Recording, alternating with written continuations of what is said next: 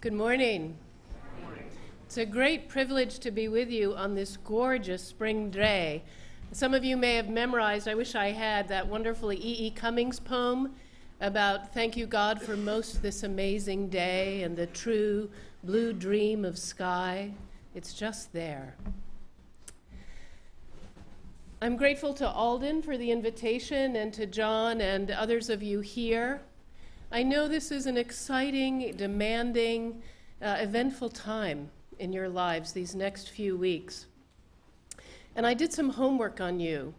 I had the privilege of the internet and was able to look at streaming images, read some of your works, and I have to say I was quite moved.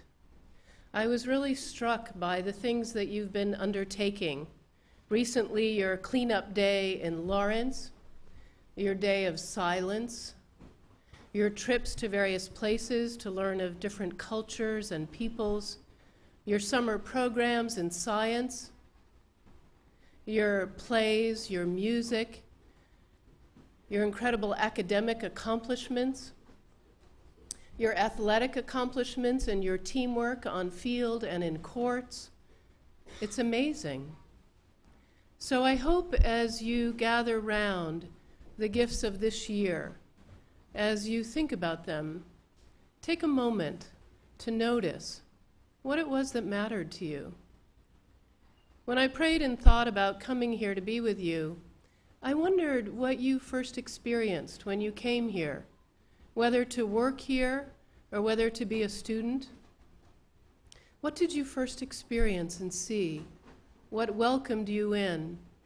What were some lonely times that also lead to truer insights about what you might most need? I appreciated the reference to Harry Potter, because sometimes I wondered, what would it be like if a chapel were like the room of requirement? Do you remember the room of requirement? It showed itself when you most needed it. What would it be like if that space here was such a place? So I know you're kind of tucked in, and Alden gave me permission to write something, so I have. And I hope, take a deep breath, think about the year that's been, or listen to what I offer you. But I'd like to offer you a few words of reflection. Years ago, Carl Stern of NBC was concluding an interview with Rabbi Abraham Joshua Heschel shortly before his death and asked him, "What message have you for young people?" Maybe you've heard this quotation, but it's worth repeating. And Rabbi Heschel replied, "Let them remember that there is meaning beyond absurdity. Let them be sure that every deed counts, that every word has power, and that we can all do our share to redeem the world in spite of all absurdities and all frustrations and all disappointments. And above all, let them remember this, to build a life as if it were a work of art." So maybe you know this too, but art is messy. It usually involves taking risks, seeing things differently, waiting, trying again, trusting intuition deep within, listening, and then in a moment of sudden openness, something happens. And maybe that something has been underway in your lives here and in how you are as a community. The other thing I want to say about places such as this is in my life, I've had the privilege of living and working in communities such as this. And you have much, in a way, to teach other places, much to teach religious communities too, that you learn a kind of care for one another. You learn a way of living, reaching out to one another that's quite unique, that not many other places afford that kind of experience. So listen, let it grow deep within you. You may think Alden invited me to come and share some words of wisdom from other places, but what if I'm here this morning simply to hold up to you what you already have and are, and what you're seeking to meet and live into more fully? I want to tell you a story about another school and another time, and leave takings and unexpected meetings, But first I want to share with you a word and some questions. My husband, son, and I were having breakfast the other morning. As I watched them sipping their orange juice, I remembered I needed to pick up some things for the retreat center where I work with guests we have coming. I said, I need to get some staples, milk, juice, bread for Bill and Sally, who are coming this week. My son looked at me rather strangely, as though I might as well have had a bird sitting on my head. So I said again, staples, milk, juice, bread, as though it made perfect sense. And then he and I both laughed. I realized he had interpreted another meaning for staples. My husband Brad explained it's an old term for basic foods that you need.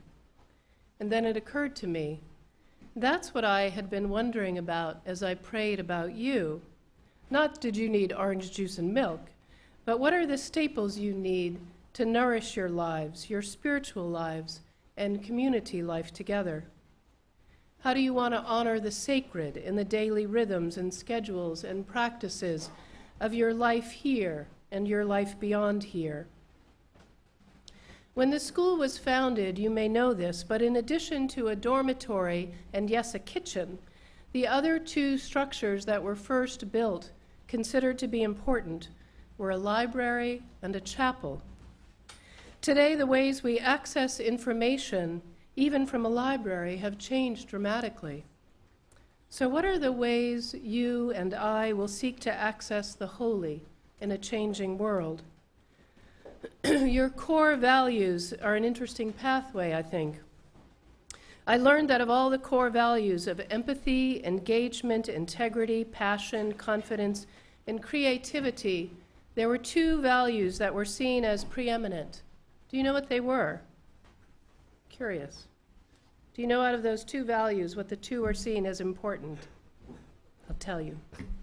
They were empathy and engagement, opening your heart to another and diminishing the distances with compassion and understanding, asking questions, and here's the trick, when you ask a question, leaving room, not anticipating that you know the answer.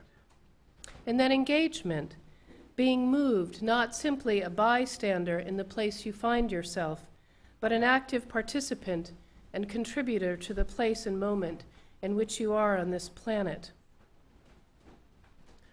So often in life and community, what we need, what we come in with is a lot and varied and rich and familiar, and for some of us it will be different. And how will we learn in every context and in this chapel to make space for what is coming to meet you in the other, and even in yourself, in the world around you, and in the gifts of other traditions? I've been in all kinds of chapels in my life. One of my favorites is a simple one, full of the smell of pine and not so favorite buzzing mosquitoes. It's a chapel my uncle built on his property in Maine. As children, we ran across the long green fields to services, arriving and going in with our wet sneakers covered in grass and mud, or barefoot sometimes. We brought in who we were and where we had been, and sometimes encountered how we hope to be and how we hope to live. How is it that this place, this house, might be such a place of welcome and hope? I told you I wanted to offer you a story about a school in another time and leave-takings and unexpected encounters, and so here it is. My grandmother was a girl of the mountains and a farming village in a country far away from here. She was a joyful, thankful, mischievous, loving person. At the age of 9, younger than you are, the fields of play and harvest sadly turned one day into a field of bloodshed in the massacre of her people and her mountain village. She survived, and she made her way to the city where in time she would be schooled and cared for by American teachers, missionaries in that country.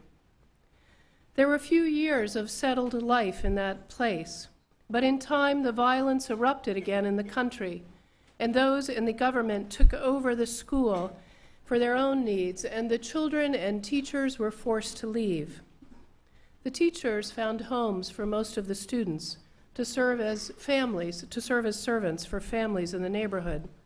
And my grandmother they kept with them as they moved to a house in the city.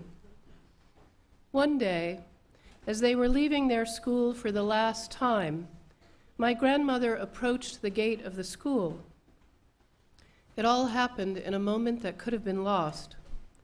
Standing there, disheveled, yet somehow recognizable, was a face she had long known and loved. It was her sister, whom she thought was dead. And in a moment when they saw one another and recognized one another, they shouted, "Sister!" And they ran and embraced at the gate of the school. All that had been lost to them was reclaimed in a moment. All that they thought dead was alive. In the Christian tradition from which I come, it's a story to me of resurrection. Out of utter desolation, in a moment barely recognizable, life returns, is alive. So what does this gate, this moment, have to do with us this morning? You and I pass through such times of deep transition in our lives, if not every day in small ways. We may not always experience such moments of extreme life and death confronting us, but we have the capacity to be open, broken open, to see the other waiting for us to notice them, whether sitting next to you in this chapel or in another part of the world, broken open to them in our prayers, our actions, how we spend our days. In many of our traditions, there is a call to not be afraid, be awake to the moment, live fully the life we are each called to live.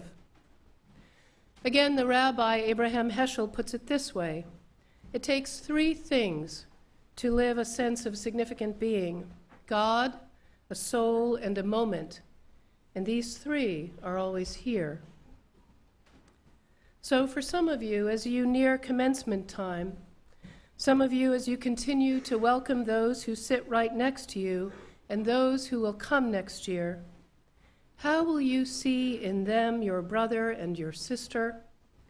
How will your heart break open to welcome them, listening to one another's sacred stories, welcoming their staples into this household? How will you rush to greet them, not knowing until then how much you needed them to be here on this earth with you until you find them? Blessings on your day.